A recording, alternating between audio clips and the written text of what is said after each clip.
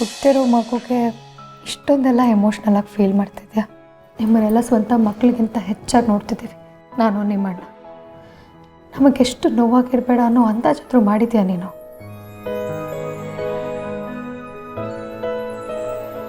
ಅದಕ್ಕೆ ಯಾವ ವಿಷಯದ ಬಗ್ಗೆ ಹೇಳ್ತಿದ್ದೀರಾ? ಉರಿಯೋ ಬೆಂಕಿನ ಎಷ್ಟು ದಿನ ಅಂತ ಸರ್ಗಲ್ ಕಟ್ಕೋತೀಯ ರತ್ನ?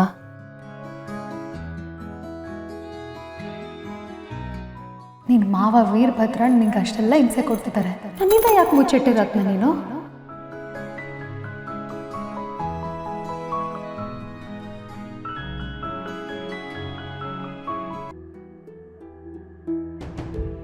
ಅದಕ್ಕೆ ರಶ್ಮಿ ಯಾವ ಕಾರಣಕ್ಕೆ ಅವಳಿಗೆ ಆಗ್ತಿರೋ ಅನ್ಯಾಯನ ಮುಚ್ಚಿಟ್ಲು, ನಾನು ಅದೇ ಕಾರಣಕ್ಕೆ ಇಲ್ಲಿ ನಡೀತಿರೋ ವಿಷಯನ ನಿಮ್ಗೆ ಹೇಳಿಲ್ಲ. ಅದಕ್ಕೆ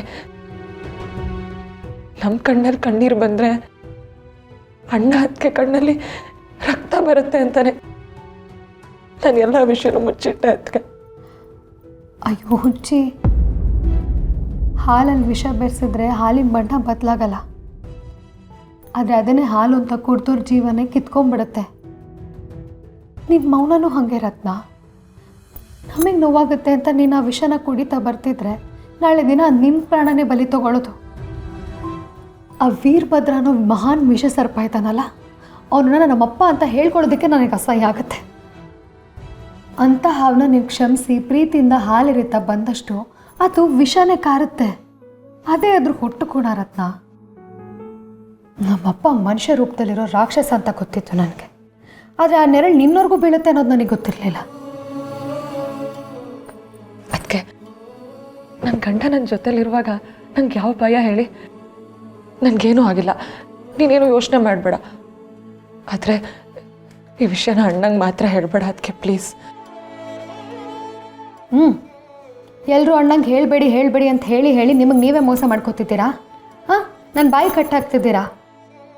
ನೋಡು ರತ್ನ, ಯಾರಿಗೆ ಯಾವಾಗ ಏನು ಶಿಕ್ಷೆ ಆಗಬೇಕು ಅನ್ನೋದು ಆ ದೇವಿಗೆ ದೇವಿ ಪುತ್ರಂಗೆ ಚೆನ್ನಾಗಿ ಗೊತ್ತಿರುತ್ತೆ.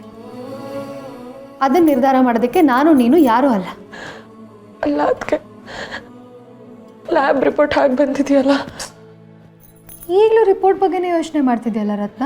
ನಿನ್ನ ಸಂಸಾರದಲ್ಲಿ ಇಷ್ಟೆಲ್ಲ ನಡೀತಿದೆ, ಅದ್ರ ಬಗ್ಗೆ ಯೋಚನೆ ಮಾಡೋದು ಬಿಟ್ಬಿಟ್ಟು ರಿಪೋರ್ಟ್ ಅಂತೆ ರಿಪೋರ್ಟು. ಆದರೂ ಮಕ್ಕಳಾಗಲ್ಲ ಅಂತ ಬಂದಿದೆಯಲ್ಲ ಅದಕ್ಕೆ. ಸುಮ್ಮನೆ ಇರ್ತೀಯ ರತ್ನ? ಕೇಳಿಸ್ಕೊ ಇಲ್ಲಿ, ಕಾರ್ ಮೋಡಕ್ಕೆ ಕವಿದ ತಕ್ಷಣ ಸೂರ್ಯ ಇಲ್ಲ ಅಂತ ಅರ್ಥನಾ? ಆ ರಿಪೋರ್ಟಲ್ಲಿರೋದು ನಿಜನ ಸುಳ್ಳ ಅಂತಲೇ ಗೊತ್ತಿಲ್ಲ. ಅದ್ರ ಬಗ್ಗೆನೇ ತಲೆ ಕೆಡ್ಸ್ಕೊಂಡು ನಿನ್ನ ಕತ್ಲಲ್ಲಿ ಕೂರಬಾರ್ದು ರತ್ನ. ನೋಡು, ನಿನ್ನ ಅದಕ್ಕೆ ಡಾಕ್ಟ್ರ್ ಅನ್ನೋದನ್ನ ಮರಿಬೇಡ ನೀನು. ಯಾರಿಗೆ ಗೊತ್ತು, ಆ ಕೆಟ್ಟ ಮನುಷ್ಯನೇ ದುಡ್ಡು ಕೊಟ್ಬಿಟ್ಟು ಆ ರಿಪೋರ್ಟ್ನ ಮಾಡಿಸಿರ್ಬೋದು, ಅಥವಾ ಆ ರಿಪೋರ್ಟ್ ಹಿಂದೆ ಬೇರೆನಾದರೂ ಕತೆ ಇರ್ಬೋದು, ಗೊತ್ತಿಲ್ಲ ರತ್ನ. ಅದನ್ನು ಚೆಕ್ ಮಾಡಿಸ್ತಿದ್ದೀನಿ ನಾನು. ನೋಡು, ನಮ್ಮ ಫೀಲ್ಡಲ್ಲಿ ಸೆಕೆಂಡ್ ಒಪಿನಿಯನ್ ಅಂತ ಇರುತ್ತೆ. ನಾನು ಇನ್ನೊಂದು ಕಡೆ ಚೆಕ್ ಮಾಡಿಸ್ತೀನಿ, ರಿಪೋರ್ಟಲ್ಲಿ ಏನಿದೆ ಅಂತ ತಿಳ್ಕೊಳ್ಳೋಣ. ಗಾಳಿಗೆದ್ರಿ ದೀಪನ ಆರಿಸ್ಕೊಳ್ಬಾರ್ದು, ಬದಲಾಗಿ ಆ ದೀಪದ ಸುತ್ತ ಕೈ ಒಡ್ಡಿ ಆ ಬೆಳಕನ್ನು ಕಾಪಾಡ್ಕೋಬೇಕು. ನಮ್ಮ ಮೌನ, ನಮ್ಮ ಒಳ್ಳೆತನನ ದೌರ್ಬಲ್ಯ ಆಗಿಟ್ಕೊಂಡು ನಮ್ಮಪ್ಪ ಅನ್ನೋ ರಾಕ್ಷಸ ತುಳಿತಾ ಬರ್ತಿದ್ದಾನೆ.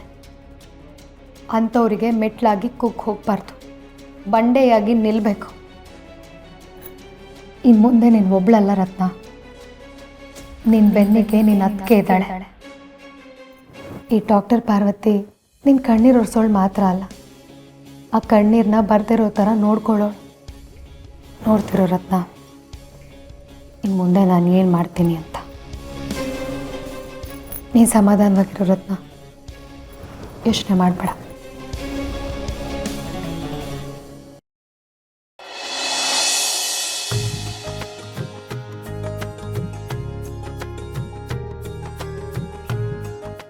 ಏನಂದರೆ ನನ್ನೇ ನೋಡ್ತಿದ್ದೀರಾ?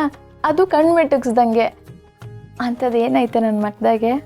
ನನಗೆ ಅದೆಲ್ಲ ಏನೂ ಗೊತ್ತಿಲ್ಲ, ಆದರೆ ನಿನ್ನನ್ನು ನೋಡ್ತಾ ಇದ್ದರೆ ಒಂಥರ ಖುಷಿಯಾಗುತ್ತೆ. ಅದೇ ಈ ತಣ್ಣೀರನ್ನು ಮೈ ಮೇಲೆ ಹಾಕಿದ್ರೆ ಹಾಯಾಗಿ ಅನಿಸುತ್ತಲ್ಲ, ಆ ಥರ ತಣ್ಣಗೆ ನಿನ್ನನ್ನು ನೋಡ್ತಾ ಇದ್ದರೆ ತುಂಬ ಖುಷಿಯಾಗುತ್ತೆ.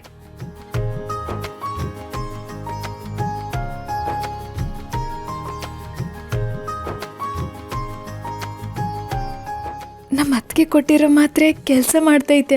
ಇವ್ರ ತಲೆ ಬೆಳಿಯಕ್ಕೆ ಶುರು ಆಗೈತೆ. ದೊರೆ, ಅದೇನೋ ಖುಷಿ ಆಯ್ತದೆ ಅಂದ್ರಲ್ಲ, ಯಾವ ಥರ ಖುಷಿ? ನೀನು ಯಾವಾಗ್ಲೂ ನಗ್ನಾಗ್ತಾ ಇರ್ತೀಯಲ್ವಾ, ಅದನ್ನ ನೋಡೋದಕ್ಕೆ ಒಂಥರ ಚಂದ.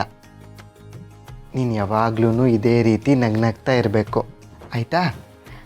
ಅದನ್ನೇ ಕೇಳ್ತೀವಿ. ಏನು ಅನ್ನಿಸ್ತದೆ ಹೇಳಿ.